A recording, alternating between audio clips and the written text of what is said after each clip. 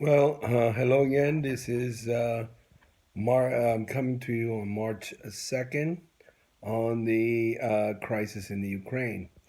Again, I think it's fairly obvious to the world that the Russian military is performing very, very badly. I think abysmally in seeking to defeat the Ukrainians. Uh, they have massive logistic problems. They have faced a determined foe defending their homeland, and they have some major problems on the battlefield. Falling morale, abysmal leadership, poor strategy, and it seems that Putin has forgotten how to wage war. He has not committed his air force. Therefore, the Ukrainians are contesting airspace above their uh, embattled cities, while the Russian military gets bogged down in this 40-mile convoy that, I mean, some friends with military experience have told me it is a sitting duck. And if anyone under their command, and these are senior people, had strung out a convoy of that in that way, they would have been drummed out of the military. The Russians have basically presented themselves as a major target for the Ukrainians. I mean, they have, it seems to me, they have learned nothing since the winter war against Finland in 1939 to 1940, when the Russians suffered tremendous casualties at the hands of the Finns.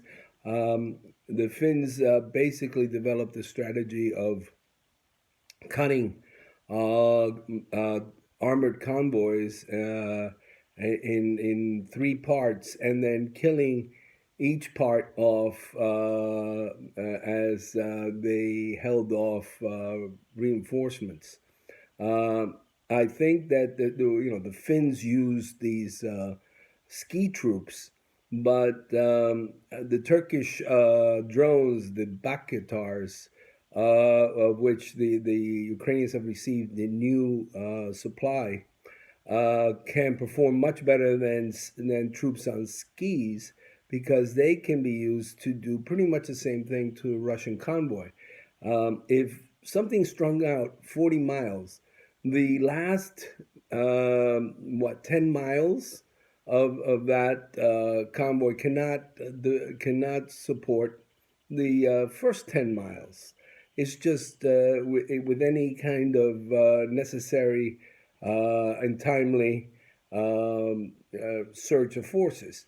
Putin, again, it's inconceivable that you would not control your airspace when your air force is 10 times larger than Ukraine, unless you really did believe your kind of insane narrative about the Ukrainians welcoming the Russian occupation. And maybe he did. Again, he is ideologically driven in many ways, so that and increasingly so in the last few decades, so that Putin may actually believe that you know incredibly uh, twisted narrative about the Russians and the Ukrainians.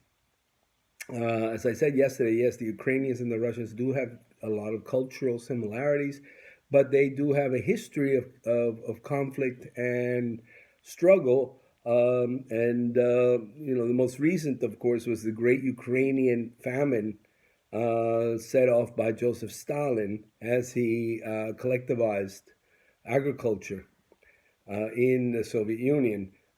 This is not something that Ukrainians have forgotten or forgiven, but Putin seemed to have forgotten his history, or he may have kind of ignored it for ideological reasons.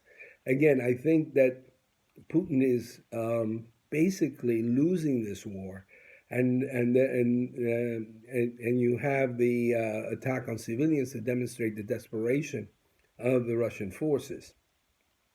I've seen a lot of Russian tanks destroyed. I saw an almost incredible piece where the Ukrainian Ministry of Finance said that the captured Russian tanks would not have to be reported on the taxes of Ukrainians. It's almost hilarious, a tragic comedy. If it weren't so tragic, it would be something of a Monty Python spoof. I've seen tanks destroyed. I've seen the convoys, the fuel convoys destroyed. The Russian Ministry of Defense actually acknowledged that 498 Russians were killed and over 1,500 wounded. Most intelligence services believe that that number is 4 times too small. That is, that Russians have lost something like, 6,000, 5,000 soldiers with a similar number, a similarly exponential number of wounded. I tend to accept the Western intelligence view of that because the Russian doctrine has always called for loss of, throwing mass troops to overcome military obstacles. And nothing seems to have changed. In fact, the last great Russian general, besides Sukhov, who was a fairly talented Russian general in World War II, dates back to the late 1700s and Suvarov in the Revolutionary Wars, French Revolutionary Wars. Russians have never really had a kind of dexterity and flexibility in their warfare, and I think that this situation just demonstrates it. Besides that, Putin's already lost. His goals of splitting NATO have failed. Have failed as a result of the situation in Ukraine.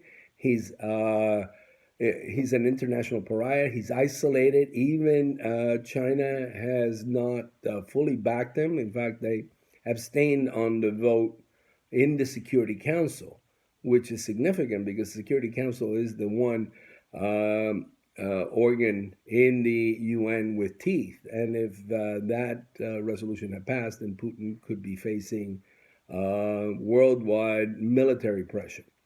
And China abstained on that vote. So it could have passed. Of course, Russia vetoed it. So he is isolated in that way. He's isolated economically. He has basically engaged all of Europe. In fact, Finland and Sweden have turned from their traditional kind of neutral and lukewarm foreign policy to one that is actively anti-Russian. Germany has made a 180-degree turn from its non-committal military policies and has sent weaponry to Ukraine for the first time since World War II. It is actually an active military